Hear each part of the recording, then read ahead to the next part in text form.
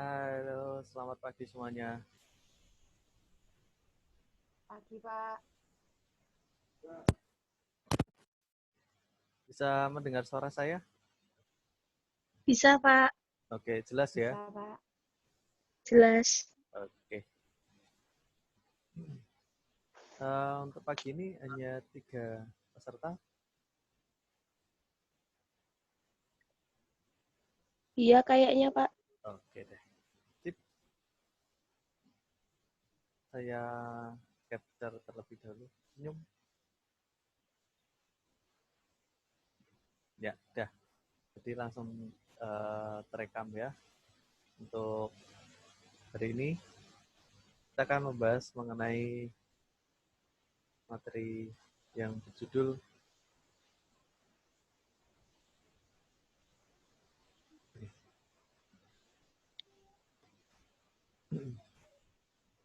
mengenai surat pemberitahuan tahunan atau SPT, kemudian SSP, surat keterangan pajak, yang ketiga SKP, surat keterangan pajak, yang keempat surat tagihan pajak.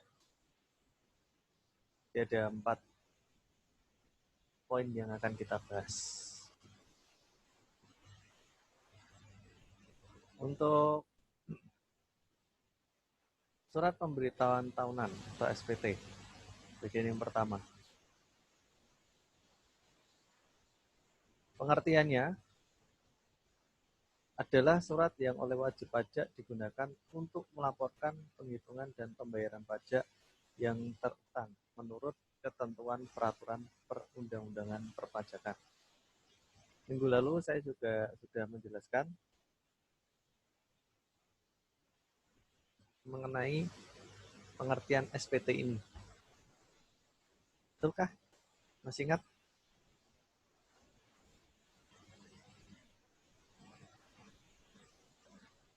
Apakah sudah mendownload materi untuk minggu yang lalu? Sudah, Pak. Oke. Di dalamnya juga ada SPT ya, sepertinya ya. Iya. Oke. Jadi ini saya menunjukkan gambarnya. Ini contoh SPT. Nomor serinya adalah 1770 SS. Biar kelihatan ya. Oke, saya zoom. Biar lebih nampak lagi. Itu SPT tahunan. Lihat di judulnya itu, di bagian paling atas.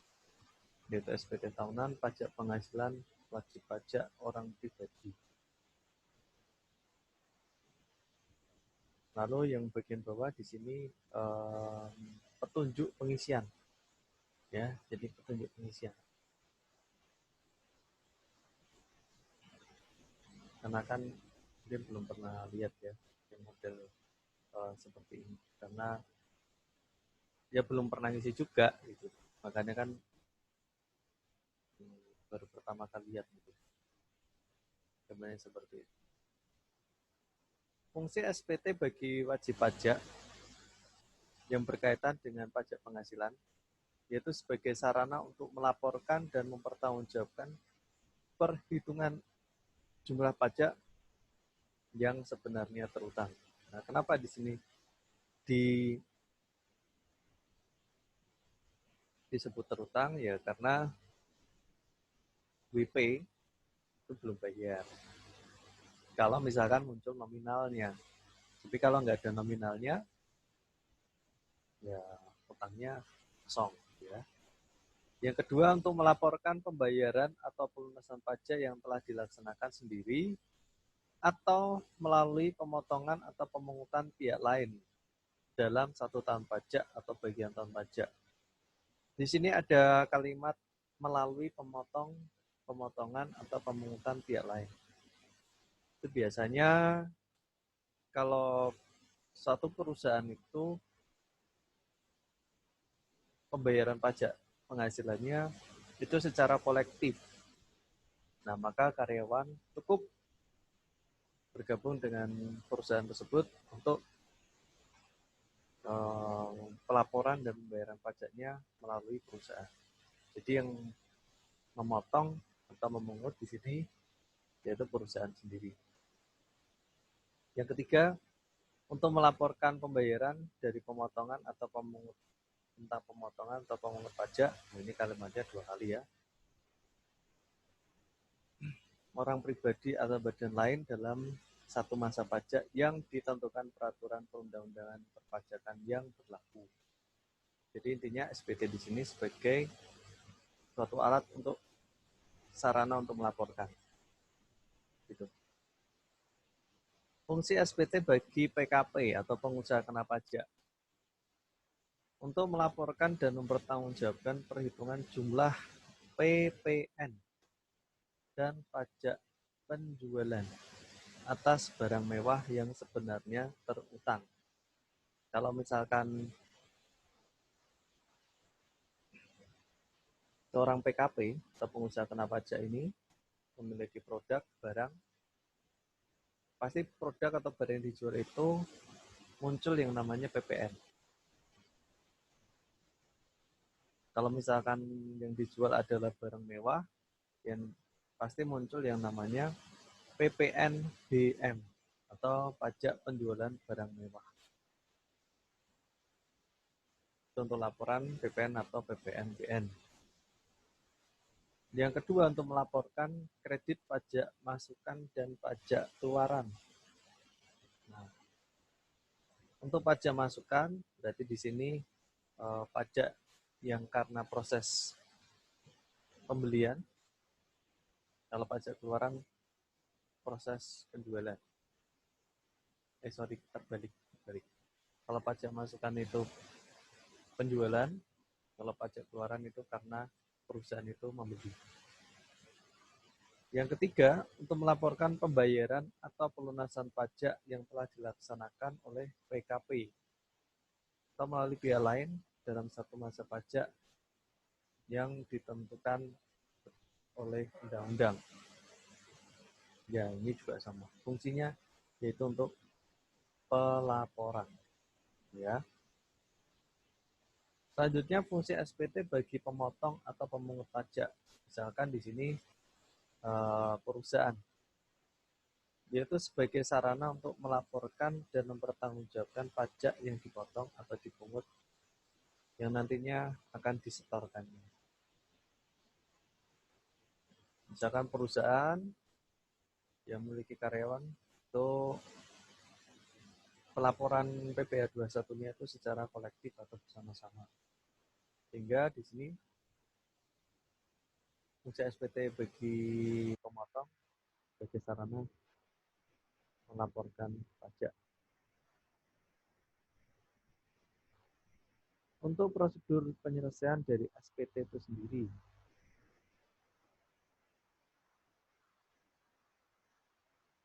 yang pertama, seorang wajib pajak harus mengambil sendiri belangko SPT pada KPP setempat dengan menunjukkan NPWP yang dimiliki. Jadi sebelum ada fasilitas online,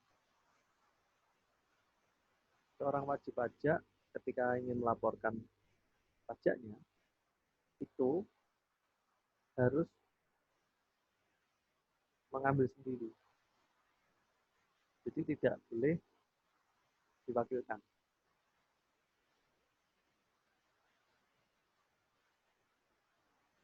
Dan mengambil belangkonya itu ke kantor pajak. Ya memang repot karena harus ke sana, harus ke kantor. Terus belum adanya online. Selanjutnya, SPT diisi dengan benar, jelas dan lengkap sesuai dengan petunjuk yang diberikan. Dengan benar, ya, sesuai dengan nama yang tercantum dalam NPWP. Misalkan menuliskan nomor NPWP-nya juga harus benar, jelas dan lengkap. Karena salah nomor, ya maka percuma kita laporan. Karena tidak akan tercatat.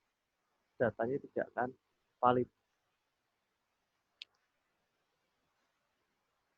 Kemudian juga ketika mengisikan pajak, atau mengisi formulir SPT itu jangan tidak benar dapat mengakibatkan pajak yang terutang kurang bayar. Nah, ini kalau ini kan berbicara masalah jumlah. Nah, kalau kurang bayar, ya pastinya akan dikenakan sanksi perpajakan. Nah, itu ya, kan menimbulkan yang namanya denda. Minggu lalu saya sudah menjelaskan itu mengenai sanksi yang diperoleh wajib pajak bila mana dalam mengisikan data itu salah atau tidak.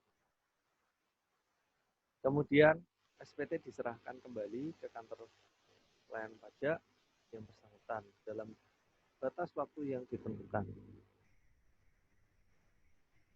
Jadi diserahkan, setelah diserahkan kembali. Berarti SPT juga pulang boleh ya Pak? Iya boleh. Ambil belangkonya, diisi di rumah, seperti itu. Kemudian sudah selesai, serahkan kembali. Nah, setelah diserahkan, selanjutnya akan dikirim, akan diberikan tanda terima sesuai dengan tanggal menyerahkan SPT tersebut. Jika SPT dikirim oleh kantor pos, ya harus dilakukan secara tercatat, terutama untuk tanggalnya dan tanda bukti serta tanggal pengiriman sebagai tanda bukti tanggal penerima. Jadi sesuai dengan saat tanggal pengiriman ke kantor pos. Berikutnya, prosedur penyelesaian dari SPT. Bukti-bukti yang harus dilampirkan pada saat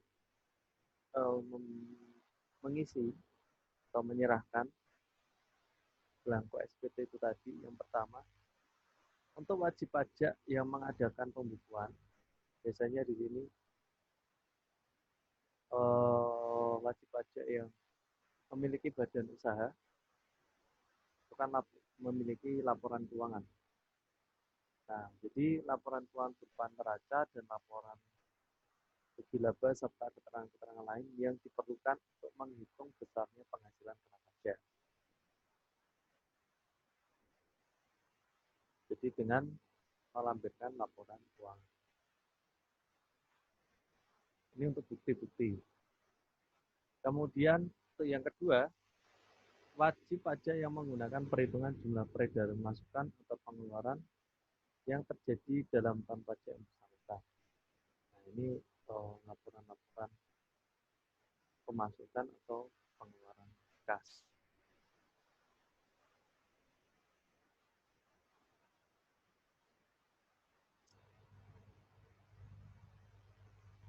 Selanjutnya, mengenai pembetulan SPT, apabila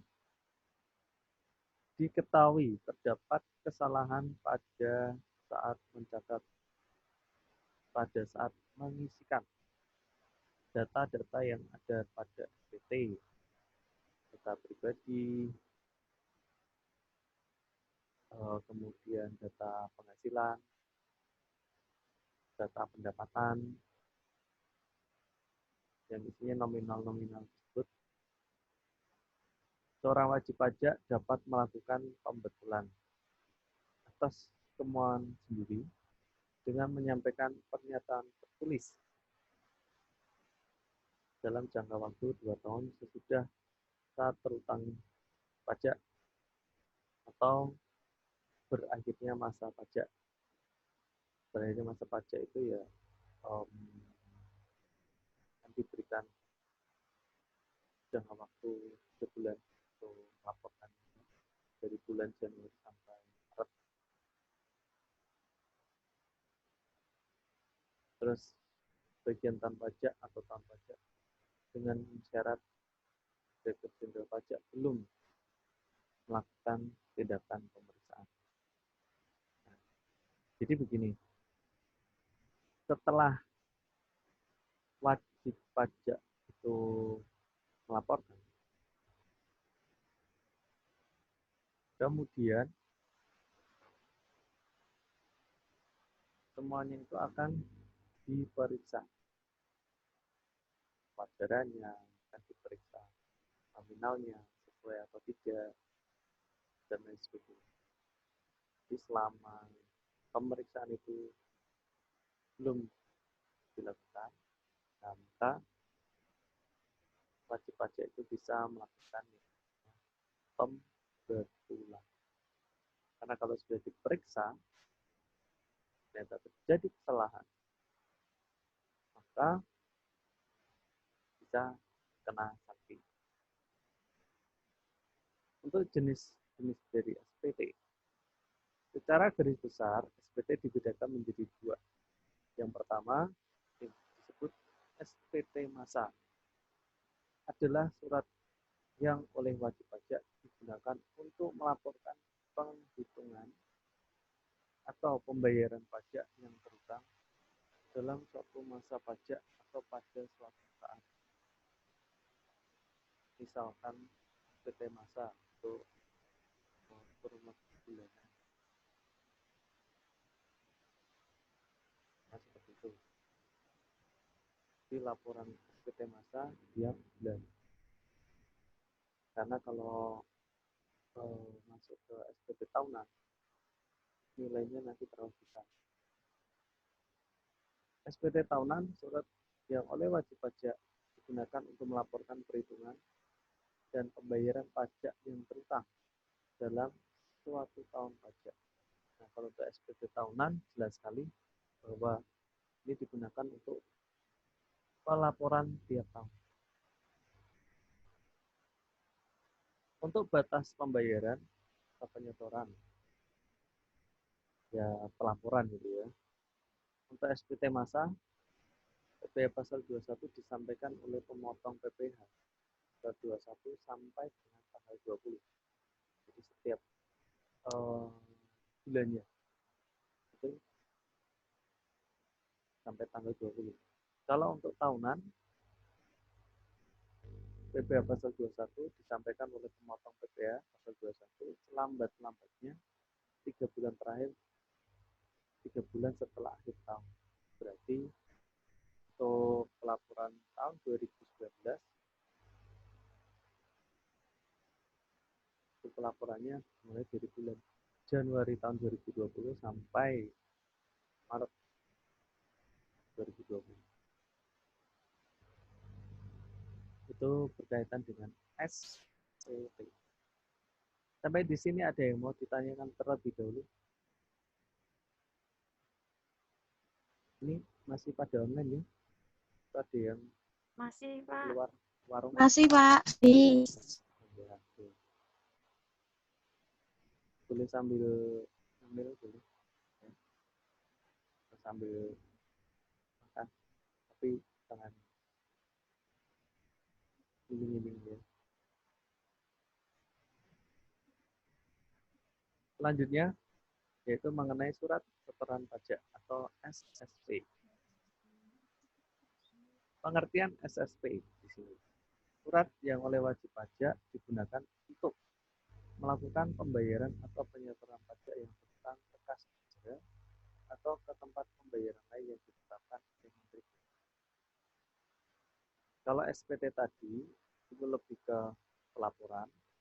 Kalau SSP di sini, berarti di sini kayak notanya surat setoran pajak. Jadi kalau pelaporan itu kan, bentuknya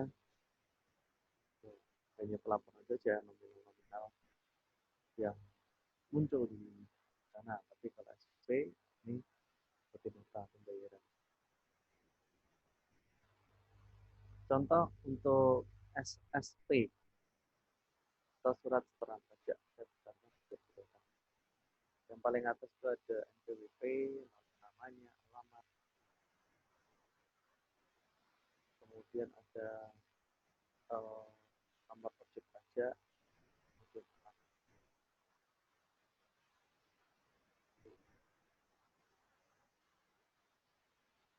uraian pembayaran,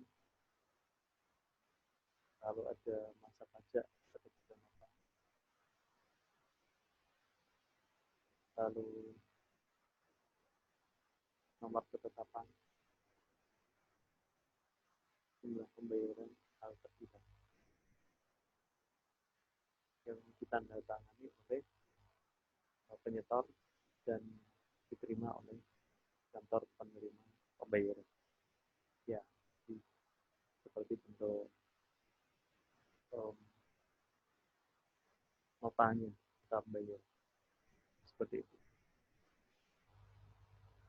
Fungsi SSP di sini sebagai sarana untuk membayar pajak. Sebagai bukti dan laporan pembayaran pajak dan tempat pembayaran dan penyetoran pajak adalah bank-bank yang ditunjuk oleh Dirjen Anggaran. Kalau misalkan pembayaran penyetorannya itu bukan di kantor pajak, iya, menyesuaikan di tempat-tempat yang sudah ditunjuk. Misalkan kantor pos ataupun bank-bank tertentu. Ini juga sama dengan ya. Perbedaannya, kalau yang tadi itu ada lembar pertama, jadi paling atas kanan itu ada tulisan untuk arsip wajib pajak, ya. Kemudian kalau bagian yang 4 di sini untuk bank, persepsi atau kantor pos dan itu. Jadi di sini untuk lampiran dan nantinya akan diserahkan ke pihak pemungut selain kantor pajak. Oke, ya. Berikutnya yang ketiga. Tadi kan ada 4 poin ya. Ya, ada 4 poin. Sekarang yang ketiga. Untuk yang ketiga, ini disebut surat ketetapan pajak atau disebut dengan SKP.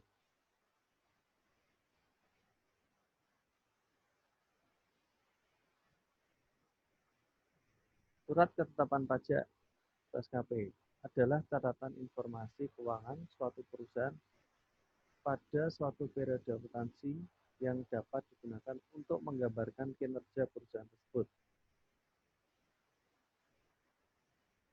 Surat keterangan, sebuah catatan keuangan. Fungsinya dari surat keterangan tersebut, yang pertama, sarana untuk melakukan koreksi fiskal terhadap wajib pajak tertentu yang nyata-nyata atau berdasarkan hasil pemeriksaan perpajakan. Menjadi sarana untuk melakukan koreksi. Yang kedua, sarana untuk mengenakan sanksi administratif perpajakan. Yang ketiga, sebagai sarana administrasi untuk melakukan penagihan pajak. Misalnya kita mau nagih-nagih ini ya. Yang keempat, sarana untuk mengembalikan kelebihan pajak. Sebagai sarana untuk memberitahukan jumlah pajak yang berhutang. Yang namanya surat ketetapan pajak ini digunakan untuk hal ini. Dan siapa yang menetapkan? Ya pastinya dari kantor pajaknya itu sendiri. Untuk surat ketetapan pajak, ada surat ketetapan pajak kurang bayar atau SKPKB. Adalah surat ketetapan pajak yang menentukan besarnya jumlah pokok pajak, jumlah kredit pajak, jumlah kekurangan pembayaran pokok pajak, besarnya sanksi administrasi, dan jumlah yang masih harus dibayar. Jadi intinya ini surat ketetapan bila mana wajib pajak itu kurang dalam membayar pajak. Yang kedua, surat ketetapan pajak kurang bayar tambahan adalah surat ketetapan pajak yang menentukan tambahan atas jumlah pajak yang telah ditetapkan sebelumnya. Misalkan sudah diserahkan SKPKB, kemudian ternyata masih ada yang kurang. Nah, maka dilanjutkan lagi dengan mengirim SKP KBT.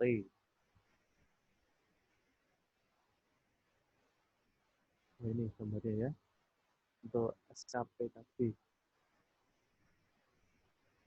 Surat ketetapan pajak kurang bayar. Di dalamnya itu terdapat uraian kurang bayarnya ada pada bagian yang mana. Kemudian di sebelah kanannya ini ada jumlah rupiah. Nah, di sini ada jumlah rupiah menurut pengusaha kena pajak. Berarti ini adalah wajib pajaknya, nominalnya tertera berapa. Kemudian setelah dikoreksi, setelah dicek, kemudian ditulis menurut Fiskus ke pemerintah atau ya kantor pajak, nulisnya berapa. Kalau misalkan di sini tidak ada selisih, ya berarti benar gitu.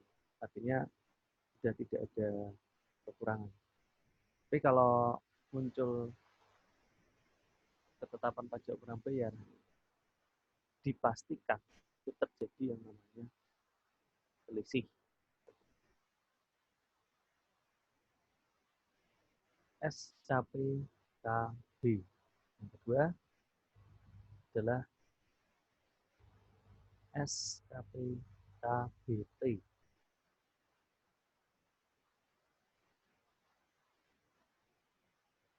Kalau masih ada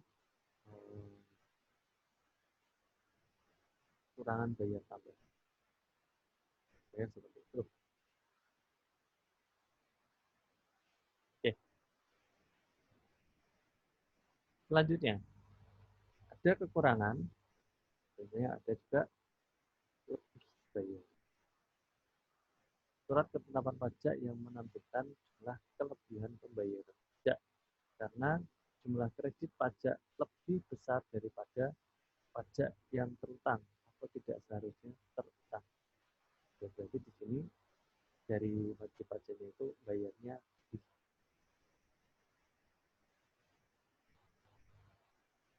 gambarnya seperti ini.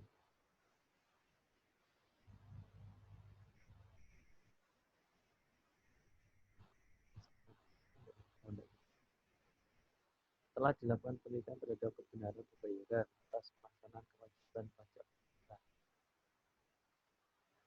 Dari terhadap kebenaran pembayaran tersebut, penghitungan jumlah pajak penghasilan yang lebih bayar seharusnya tidak tetap berdiri. Jadi kalau misalkan wajib pajak itu bayarnya lebih, maka di sini tidak untuk yang lebih ya biasanya digunakan untuk pembayaran pajak yang lain belum terbayarkan. Kita menggunakan teknik ya restitusi. Kalau yang surat ketetapan pajak nihil, surat ketetapan pajak yang menentukan jumlah pokok pajak sama besarnya dengan jumlah kredit pajak atau pajak tidak berhutang dan tidak ada kredit pajak. Seperti ini. Surat ketetapan pajak nihil. Nah, untuk surat ketetapan ini, semua nominal-nominal yang ada di bawah ini, isinya jika dijumlahkan itu adalah nihil. Nihil itu artinya nol. Kemudian yang terakhir, yang disebut surat tagihan pajak. Surat tagihan pajak atau disebut STP diterbitkan dalam hal pajak penghasilan dalam tahun berjalan tidak atau kurang dibayar. Jadi, kalau misalkan wajib pajak itu tidak dibayar atau kurang dibayar, dia akan dikirim dengan namanya STP. Lain ya dengan SPT. Dari hasil penelitian surat pemberitahuan tahunan PT, terdapat kekurangan pembayaran pajak akibat salah tulis atau salah hitung. Dengan adanya seperti itu, maka wajib pajak dikenakan cabang usaha yang dikenakan pajak berdasarkan undang-undang PPN tetapi tidak melaporkan kegiatan usahanya untuk dikukuhkan sebagai pengusaha kena pajak. Tidak melaporkan kegiatan usahanya. Pengusaha kena pajak tidak membuat faktur pajak atau membuat faktur pajak tetapi tidak tepat waktu atau tidak mengisi selengkapnya faktur pajak tersebut. Nah, maka akan dikirim yang namanya surat tagihan pajak. Maaf, pencet.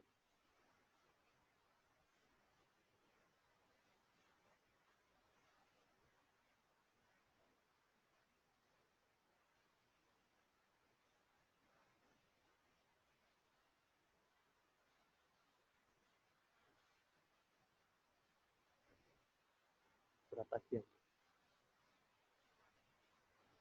Jadi ada beberapa yang memang tidak mau melaporkan. Tentunya seperti ini, yaitu surat tagihan pajak untuk angsuran pajak pokok pajak dibayar sekian, telah dibayar sekian, kurang dibayar sekian. Nah, lalu muncul sanksi administrasi. Nanti digunakan. Sehingga yang harus dibayarkan itu mulai dari poin 3 tambah 4 tambah 3.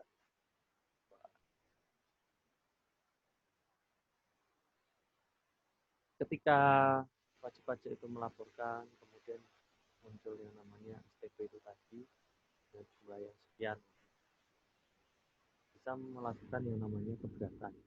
Atau ini dikatakan wajib pajak merasa kurang atau tidak puas mengenai ketetapan pajak yang dikenakan kepadanya. Kita bisa melakukan yang namanya keberatan. Dan tata cara penyelesaian keberatan,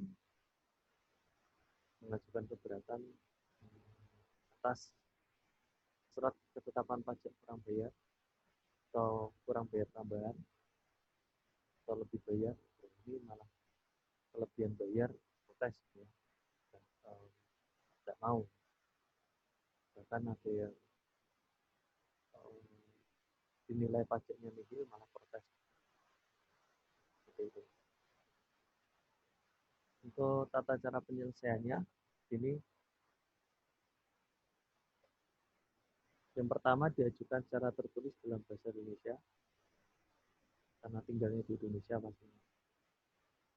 Menyebutkan jumlah pajak yang terutang atau jumlah pajak yang dipotong atau dipungut atau jumlah rugi menurut perhitungan wajib pajak disertai alasan yang jelas. Yang ketiga, suatu keberatan harus diajukan untuk satu jenis 1 tahun masa pajak. Di keberatan itu disesuaikan dengan pada tahun pajak yang bersangkutan. Jangka waktunya diajukan dalam jangka waktu 3 bulan sejak surat-surat tadi itu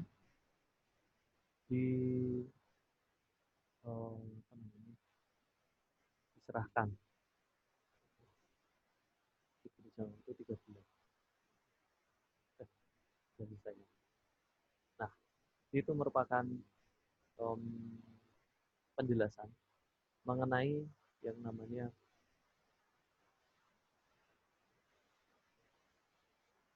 SPT, SSP, SKP, kemudian dilanjutkan lagi dengan surat keterangan-keterangan lainnya, pastinya berkaitan dengan pajak. Oh iya, sama satu lagi yaitu surat tagihan pajak. Oke. Selanjutnya, mungkin ada yang mau ditanyakan mengenai materi yang berkaitan dengan keempat surat ini. Oh, silakan. Masih ada waktu sangat panjang. Banyak.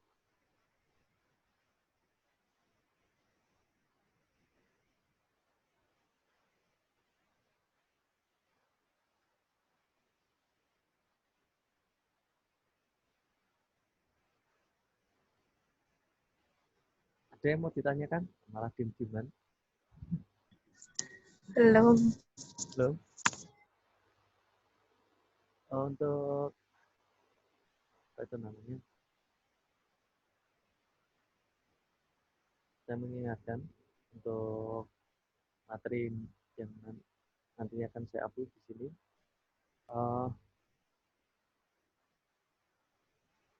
Ya, saya minta waktu 30 menit ya nanti untuk melakukan proses upload.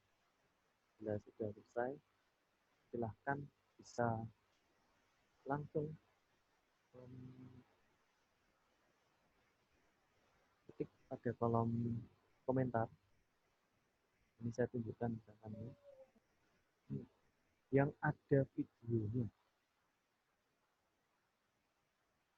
Di sini saya akan tunjukkan contoh-contoh. Misalkan Anda sudah melakukan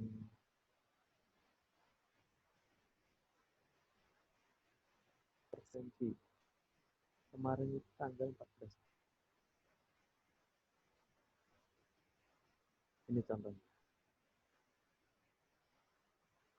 Kalau misalkan Anda sudah melakukan presensi, nanti akan muncul di sini sesuai dengan tanggal dan jam.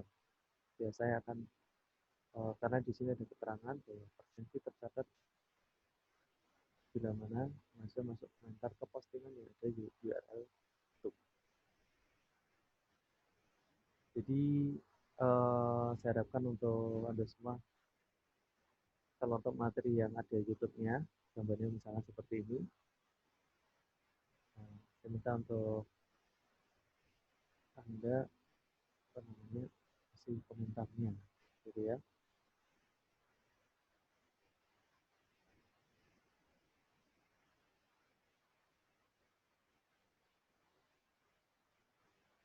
Oke, kira-kira seperti itu.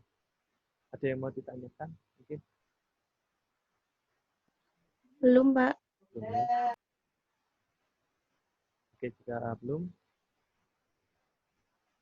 saya akhiri untuk pertemuan siang hari ini. Terima kasih atas perhatiannya. Selamat siang dan tetap jaga kesehatannya. Oke. Siang, Pak. Siang, Pak.